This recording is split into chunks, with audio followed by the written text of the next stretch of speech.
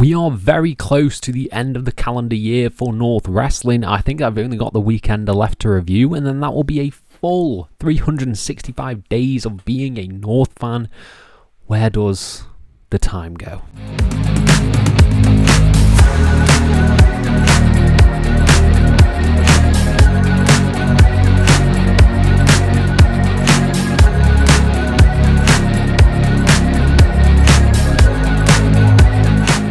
Hello and welcome to FTTR, I am Hugh McQuaid, and today we are talking about North Wrestling NCL.59. That's right, this is North. North Wrestling made their way back to Leeds in round about the end of October, around Halloween season, and it has now dropped on Triller. You can check out the show in full via the link below on Triller, and yeah, we have a great show. What more can I say? This was a great show. I had such a blast watching this.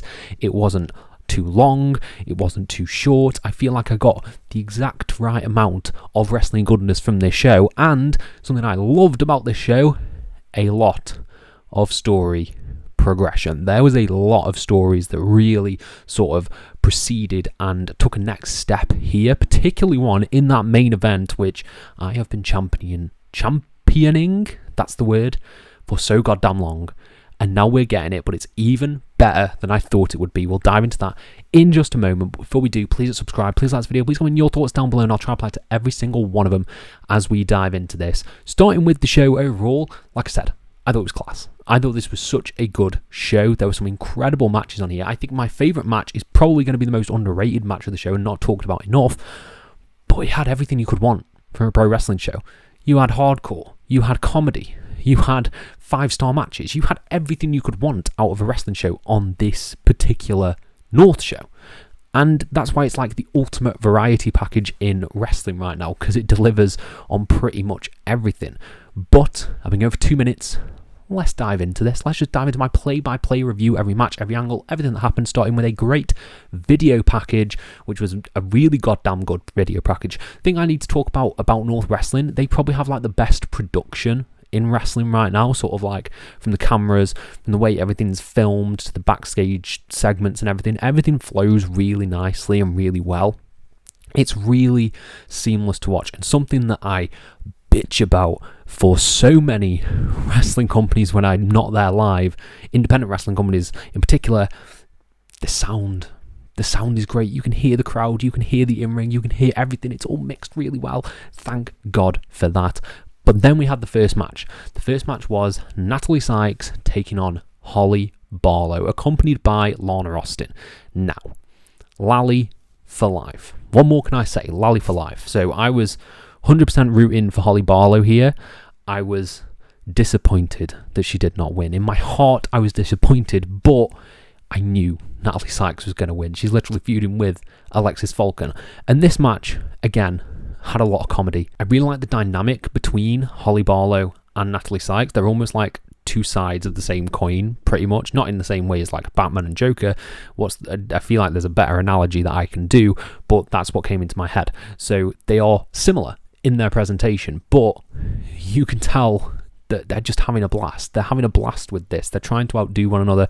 You have the opening section where they're both diving onto the floor, doing the little cute thing with the hands, and sort of back and forth in like that, except Holly Barlow has got one Lana Austin in her corner. So Lana Austin helped Holly Barlow get the upper hand here. She was pulling the legs of Natalie Sykes. She was getting involved, getting up on the apron, but it was all about Natalie Sykes fighting back and coming through. You had some really cool moments in there, like Holly Barlow hit this awesome looking lung blower from the second rope, but then Natalie Sykes, she fires up, she gets back, she starts making the comeback, and the crowd are just totally behind her. That's when it looks like Natalie Sykes is going to pick up the win. She hits this awesome looking counter as Holly Barlow does a step up springboard, goes for sort of like an arm drag, but gets caught in a cutter. Then you have Natalie Sykes fight off Lana Austin on the apron, clocks her with a forearm, then she hits a beautiful neck breaker and an unprettier to pick up the win. Perfect. It was absolutely perfect. A great debut for Holly Barlow, a great debut for Lally.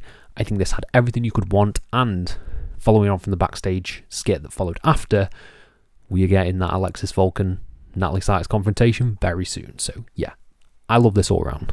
Next, we had a really fun six-man as Judas Gray, Miles Kamen and Zio Knox took on Clint Margera, Henry Faust and Mo Actor. This was just fun.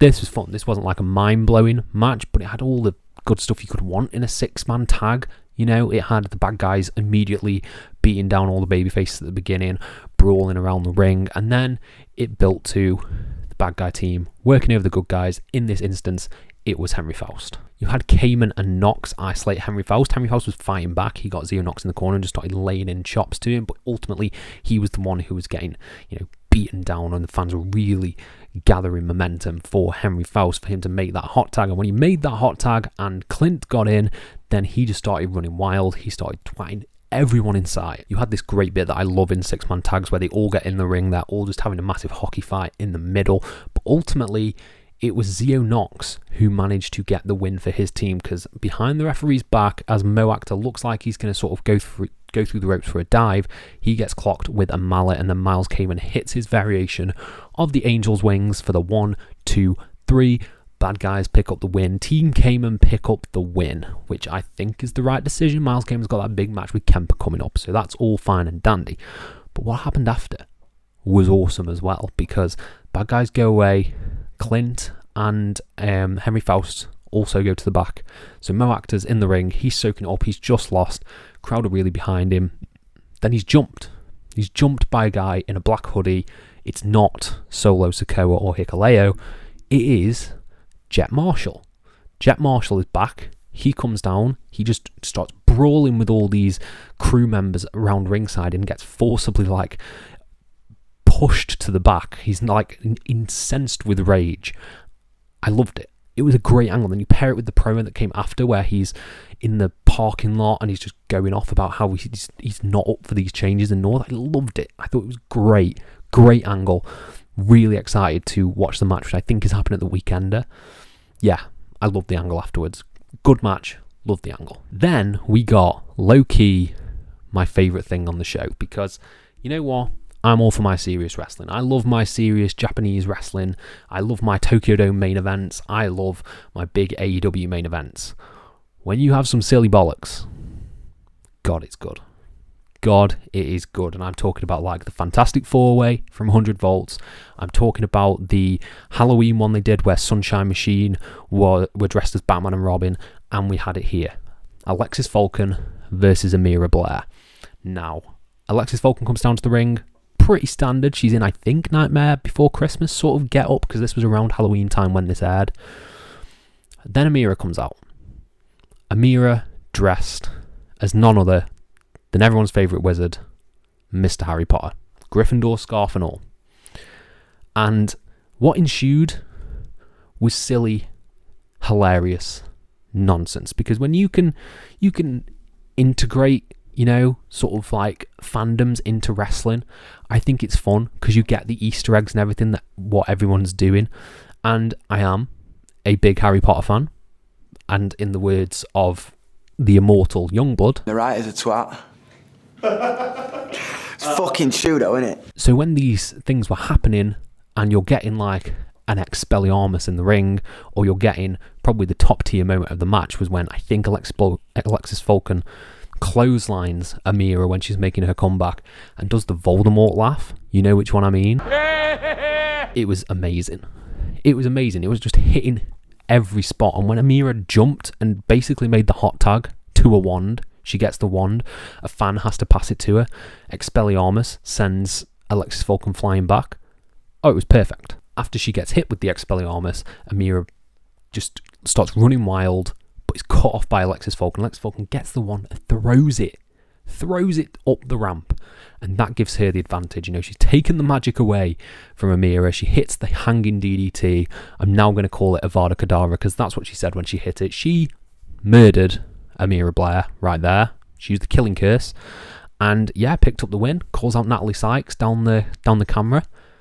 Oh my God, it was fantastic. I absolutely loved this. Absolutely loved it. It was silly nonsense, but the absolute best kind. I cannot put over how funny I found this. This was sensational. Then we got my match of the night. And I've been thinking about this, because I literally just watched it, and I was like, what was my favourite match of the night? And I was like, you know what? it was Joe Wade versus Hardman Dan. I think they have built this storyline and this feud really well. And the match itself, I think, it exceeded the expectations I had for it, because it's like middle of the card, you know, it's not in a big main event, it's not for a title or anything like that. And I should stop doubting them, because they did the exact same thing with man like Darius and Judas Gray. So I should stop having those preconceived notions that matches sort of that aren't the main event or the opener will be match of the night, because they just slot in HMD versus Joe Wade, and I'm like, oh, that was bloody fantastic. It started out hot straight away as Joe Wade just immediately runs for Hardman Dan. They've had this brewing rivalry ever since they had to tag together against Cruz and Rampage, and they're brawling all the way around the ring. Joe Wade's kicking him into chairs. It's amazing. You sort of had the physicality come through straight away, because as soon as Joe Wade was back in the ring, you had this huge side slam from HMD, and it looks like he's going to cover him, but instead he mounts him, starts wailing these punches on him. It's incredibly physical, because they even said on commentary, Vader Scott, I think, did a great job at calling most of the commentary tonight, as did Tom Campbell, saying that, we thought we were going to go for a pin. It's the aggression, it's the anger that these two have for one another. I think that was brewing over in this match. It was always bubbling, that tension, the fast pace, just the anger. Both of these two hate each other. It built to this beautiful sequence in the middle where they're trading strikes. Joe Wade's been hitting like yes kicks on Hardman Dan. Hardman Dan gets up, he starts hitting strikes, Dusty Rhodes-esque strikes, and they're trading these strikes, and then one would hit a big move, then the other would hit a big move. Hardman Dan runs in with a senton, goes for a splash, moves out of the way. Joe Wade runs, goes for a flying kick, gets caught, hits with a powerbomb, double down. Awesome stuff.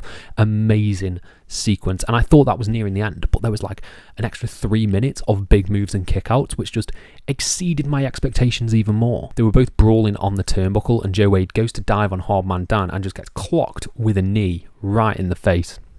Then you get this awesome bit where he's up in a fireman's carry, is Joe Wade, and he counters, hits a dragon suplex, then he hits a rolling elbow, then he hits a brainbuster for a near fall, and then it's sort of just the finish. I didn't love the finish. I don't think it was executed to perfection, which was, it was around a ref bump. The ref sort of gets in the way, and it looks like Hardman Dan might cheat, but he ends up having to he powers up and hits this like fireman's carry sort of slam, spin out slam. It was awesome, and he picks up the win. Hardman Dan beats Joe Wade, and a little bit of my heart broke, because I was really rooting for Joe Wade to win this one. I think he's freaking awesome. But this match was class. This match was absolutely class, and it's probably going to go down as an underrated banger from North Wrestling. Again, yeah, I loved it. Absolutely fantastic. Then we got a backstage promo from Alexis Falcon talking about Natalie Sykes, and then we got Michael Oku making his return to North Wrestling, and he is taking on, look at the goddamn size of me, Nathan Black. What a match. This match was also class. Like, this was genuinely class as well. There was just, these next few matches were just like hit. So many hits. Zero misses on this show. And yeah, this match was just such a wild clash of styles, because obviously, look at the size of Nathan Black. He's a big guy, and he's in there with Michael Oku, who is not a massive guy. He's quick. So you had speed versus power, and that showed speed winning a little bit at the beginning, because Michael Oku hitting these fast drop kicks sends Nathan Black to the outside. You also had Michael Oku accompanied by Amira, and then you had Nathan Black just jaw-jacking with Amira this entire time. Like, that dynamic, I want to see more of that, because Nathan Black is just an insane talker, and Amira is a great talker as well. So when they were going back and forth and they were trading, having an exchange, I was like, more of this, please. You also had some great sequences in here. You had Michael Oku trying to hit the lion salt constantly. He missed a few times. He got caught by Nathan Black at one point, which was sensational. Like, really, really well done to catch him and manage to power him up. And he powered him up for, I think he goes for like a slam, then he gets rolled up, and that leads to trying to lock in the half crab. You got a big Fosbury flop from Oku. You had an insane looking military press slam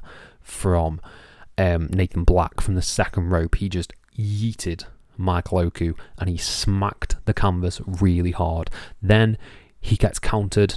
He manages to roll up Nathan Black. Oku has the half crab in. He wrenches back, and it's a great camera angle as well. You've got Mira Georgiakin trying to make Nathan Black quit, and Michael Oku just pulls back that leg. He taps out. Nathan Black taps out. His winning streak comes to an end at the hands of Michael Oku. I thought it was awesome. It was awesome. A great match. Really, really fun. I can't wait to see more of Michael Oku, and I can't wait to talk about Nathan Black a little bit later. This match, chef's kiss. Then we had the match that I was most excited for this show, and that was the Young Guns, Ethan Allen and Luke Jacobs taking on Sunshine Machine, TK Cooper and Chuck Mambo. Of course, this match was class. It's the Young Guns versus Sunshine Machine. Like, what else would you expect? And they went out there and they had a fantastic match. This was really, really good. And what I liked about this is that this was groundwork for a feud. This is groundwork for more, because what I liked about it, Sunshine Machine, they were pretty dominant for the most part. Sunshine Machine were pretty much all over the Young Guns, apart from when Chuck Mambo got isolated in the ring and he's being worked over by, I believe, Ethan Allen, and they're sort of having that, the heat sequence.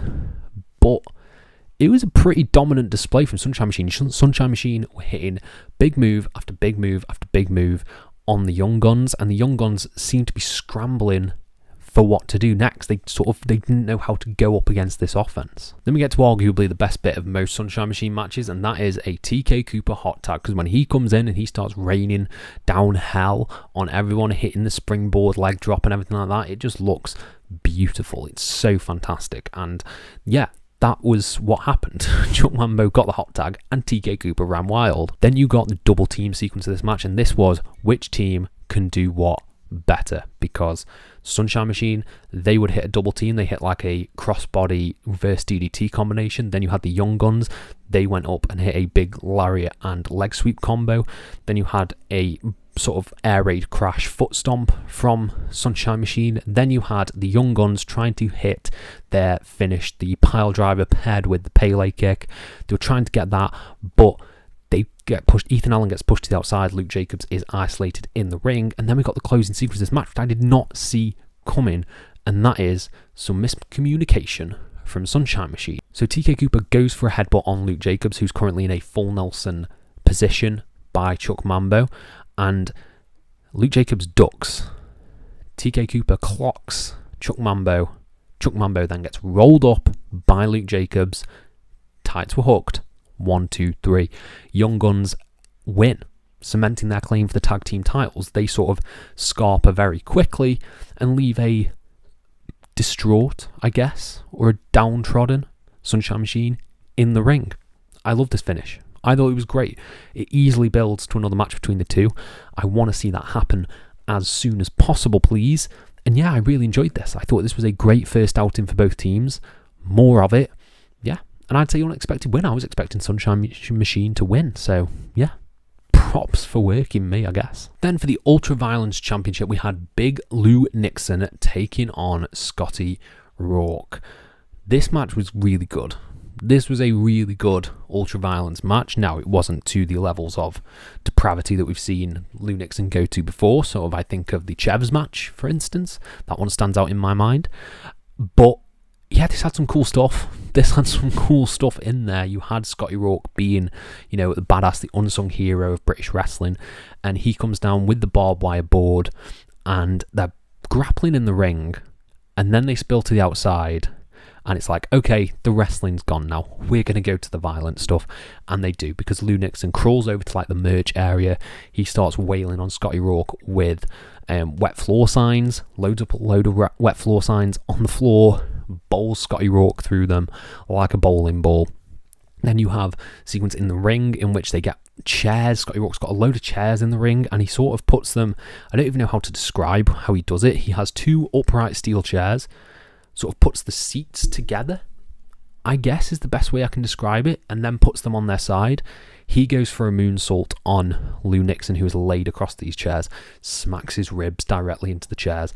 It looked nasty. You then had a set of upright chairs, and Lou Nixon ended up getting sunset flip powerbombed into those for a near fall, doesn't pick up the win. And yeah, ultimately, Lou Nixon fires up, he comes back, he manages to hit a go-to-sleep on Scotty Rawk for the 1, 2, 3 and retain the Ultraviolence Championship. This was good. This was a good Ultraviolence match, and I really liked what came after. We had a show of respect from the two. Lou Nixon is looking to shake the hand of Scotty Rawk, but Scotty Rawk nails him in the bollocks. He does. He twats him right in the bollocks, starts beating him down, steals the Ultraviolence Championship, and runs off to the back. Great. Absolutely great. Like a really good angle that forwards a story, forwards Scotty Rawk in North, and they're having the match at the Weekender. Yeah, I loved it. It was a great angle. Good match, great angle. And then we had the main event. We had the North Wrestling World Championship on the line as Gene Munny defended against Rampage Brown in what was part wrestling match, part massacre, I guess. Poor Gene Munny. You know, Gene Munny, he has the fire. He has the intensity to come back and face this. But when he's in the face of Rampage Brown and some of the punishment that was inflicted to him, it was like, you know what, I wanted to be like Trent Seven in NXT. I was like, I'll throw in the towel for you, because this made Rampage Brown look like a goddamn monster. And he was presented as a monster because he was just hitting big move after big move after big move on Gene, and Gene just coming back. Now, Rampage Brown is all for the gags. He puts on Gene Munny's headband, for instance, and tries to get involved that way.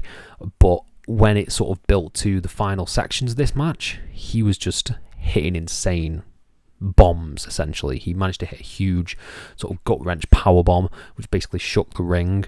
He hit a pile driver on the ring ramp. The entrance ramp is what I meant to say. To Gene Munny. And then he hits another pile driver in the ring, but he still can't put Gene Munny down. It was just a great exercise in just unbeatable power and unwavering spirit, I guess, because Gene would just not stay down. He was hit with everything that Rampage had to offer, but he kept kicking out, leading to three Ainsley Lariats to put away Rampage Brown. He was just would not go down, and with the third, he hit the ground like a ton of bricks, and Gene managed to cover him. It was great. It was a really fun match, like really fun kaiju fight kind of match. The big beef match, that's what we like to see. Yeah, I was a big fan of it, and I was like, okay, that's the end of the show. What a nice time. And then Zio Knox, the dastardly bastard, comes down. He starts beating down Gene Munny. Looks like he's going to take the title and hit him with the mallet. But Nathan Black comes down. Nathan Black, jaw-jacking, you know, best mates with Zio Knox. We're both bad guys. Looks to hit Gene with the mallet, but instead hit Zio Knox. Have we just seen a face turn for Nathan Black? Potentially. Now, as I was fantasy booking this, I wanted to see a Gene versus Nathan Black feud, because I think the promos between the two would be sensational. I never once put in my mind that they could form a tag team, and they are having a tag match at the Weekender. I cannot wait for that. I cannot wait to see how far this tag team goes, because it has money. Literally, I see what I did there written all over it. Like, they are going to have such great chemistry. I cannot wait to see where it goes. And yeah, that wrapped up the show. It wrapped off what I thought was a very, very impressive show for North Wrestling. Like, really, really sensational. Overall, I'd give it 4.5 out of 5, I think. It's one of the stronger North shows that I've seen. And yeah, we're getting close to the end of the year. Soon I will have my best North Wrestling matches of the year video up, after I've watched the Weekender, of course, because I don't want to leave any out. And yeah, there's a playlist for every North Wrestling review I've done available on my channel, so you can check it out if you're a new fan, check it out if not. And yeah, let me know your thoughts on this show down in the comments below. Were you a fan? Were you not? Let me know and I'll try to apply to every single one of them. Thank you all ever so much for your support, and have a nice day.